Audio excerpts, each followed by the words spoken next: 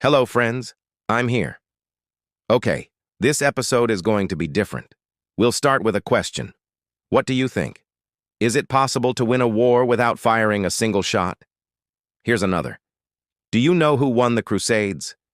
If you guess the Muslims, you're partially right. If you guess the Christians, you're also partially right. If you're confused, good. It's time to learn about the real winner banks.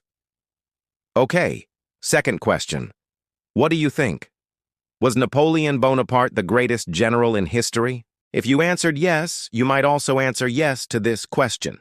Was he the luckiest? You see, back in the early 1800s, Napoleon had this annoying habit of conquering Europe, and to fund his military adventures, he borrowed money. A lot of money. Problem was, he wasn't borrowing from your local loan shark. He was borrowing from some of the richest families in Europe, including the Rothschilds. And if you think the name sounds familiar, yeah, you probably heard of the famous Rich Man's Club. Yeah, that one. Anyway, these loans allowed Napoleon to fight longer, larger battles and achieve greater victories. But they also came with strings attached. Like, for example, the Rothschilds wanted to make sure that Napoleon would keep conquering in order to expand their empires. Some historians even believe that the Rothschilds deliberately kept Napoleon in power just so they could profit from his military campaigns. So the moral of the story is simple. Without the Rothschilds, Napoleon would have been just another unemployed Corsican captain. With their help, he became a legend. Of course, the story is much more complicated than that. It involves 2 world wars, several revolutions, and more conspiracy theories than you can shake a stick at. But to understand how all of that happened, we need to go back in time. And let me tell you something about the Middle Ages. I've been told that the period is all about violence and dirt. But the thing is, there are almost no records of hygiene practices during those times. Even the most basic facts are up for debate. For example, did people really smell bad? I mean, some sources say yes, but others say not necessarily. After all, people weren't exactly walking around in their own waste. They just didn't have running water. So it's hard to say for sure. But what we do know is that they were into cleanliness in some surprising places.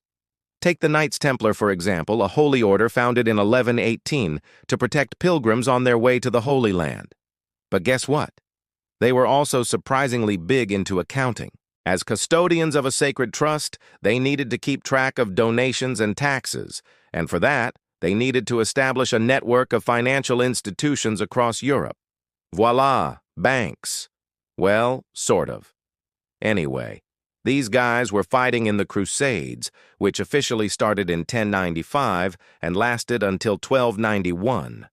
So far, there have been 8 official crusades, each with its own goals and outcomes.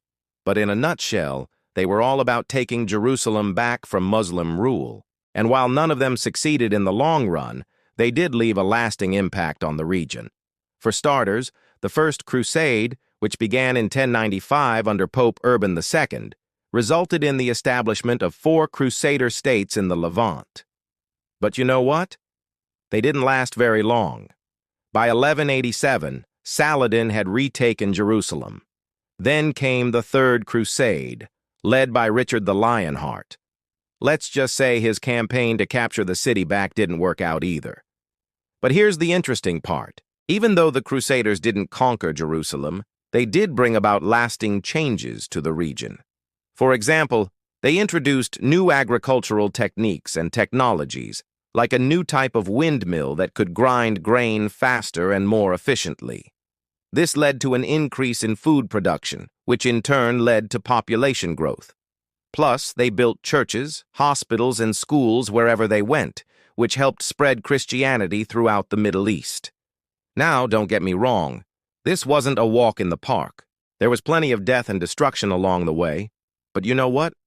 Things could have been worse.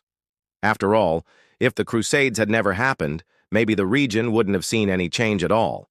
Anyway, fast forward to the 1800s, another time of great turmoil and upheaval. There were wars and revolutions going on everywhere, and once again, there was only one way to fund them all: banks. I mean, governments couldn't tax their citizens enough to keep up with the costs of war.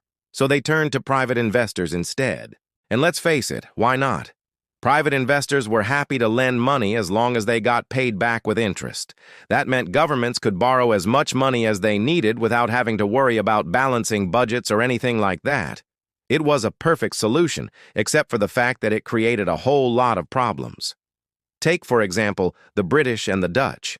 They were at war over colonies in South Africa, and the British needed money to keep fighting. So where did they turn?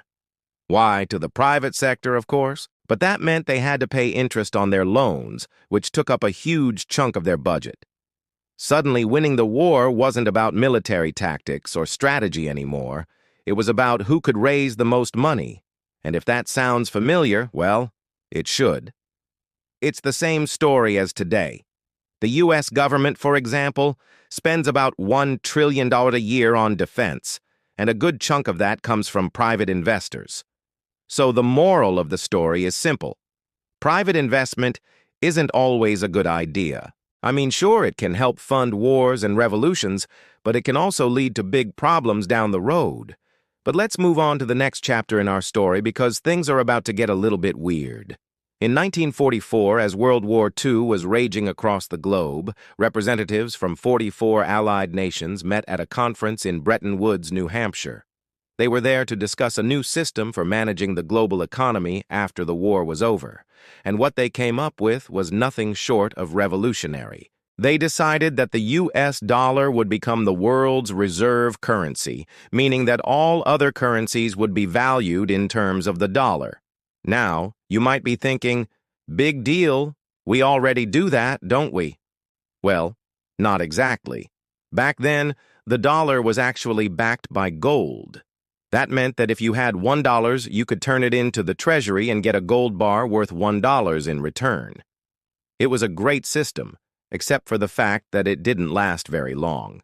In 1971, President Nixon ended the gold standard, meaning that the dollar was no longer backed by anything other than the full faith of the U.S. government. Now, you might be asking yourself, what does that even mean? Well, basically it means that the dollar is only valuable because we all agree that it is. There's no gold or silver backing it up, no physical commodity that gives it intrinsic value. It's just a piece of paper made from hemp with some fancy printing on it. Of course, that doesn't mean it's worthless. In fact, it makes it more valuable because it means that everyone in the world trusts the U.S. government to keep its value stable. But it also means that banks and governments have a lot more control over the economy. They can print more dollars whenever they want, which can cause inflation or devalue other currencies. Either way, the point is simple. The world has changed a lot since the days of the Crusades. The Crusades were about conquering new lands and spreading Christianity. The wars in the 1800s were about expanding empires and fighting for resources. And the global financial system today is about control. It's about who holds the most valuable currency and who can print the most money. If you think that's a lot of power to put in the hands of a few, well, you're not alone. But the truth is, the world has always worked that way. And chances are it always will. And if you want to understand how the world works today, well, you need to understand that. And that's all I have for you today. Thank you so much for watching, and I'll see you next time.